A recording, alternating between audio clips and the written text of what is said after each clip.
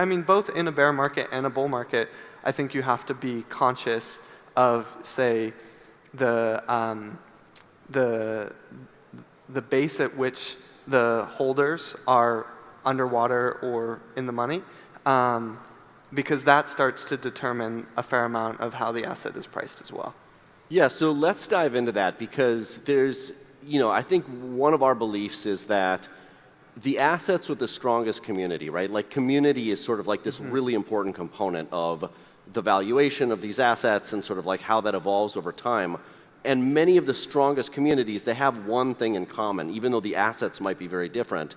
They created a lot of wealth in public. Totally. Bitcoin has that attribute, like the XRP army, the Link Marines, like even NFTs like Squiggles and Punks. Like Punks you could claim for free, right? Then, they're worth like 6 figures now. So like, how important is that component of community or kind of like building wealth in public, and how do you think about that with regards to valuation? Yeah.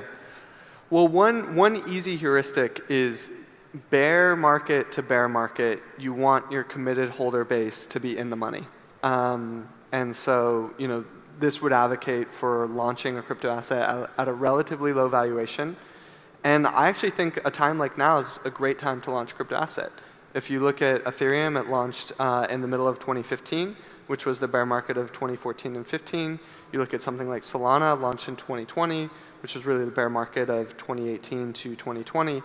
And the good thing with launching in the midst of a bear market, you start at a low basis. You have broad access, so lots of people can accumulate the asset. It's not just the evil VCs like you and I. And then, if everyone gets to rise with the asset, as you pointed out, let's say the asset goes 100x. Then, if the asset sells off 95%, you're still up 5x from the prior bear's valuation. And so then, there's a wealth effect that goes with that. There's, lots of social dynamics where you have your social army that defends you in the public.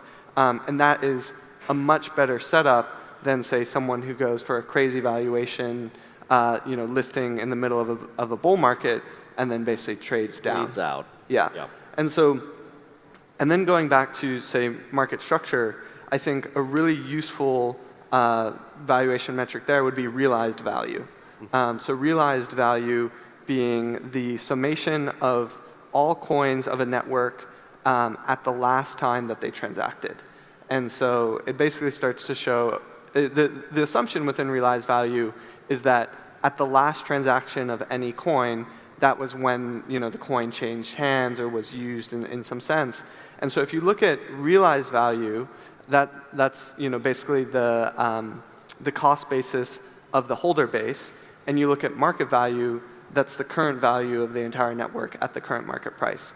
And so if you divide market value by realized value, if that's above 1, your holder base is in the money. If it's below 1, they're in the red. And I think that right around 1 would be, say, your equilibrium price. Yeah. And I think we'll see more focus on market value to realized value over time, because it is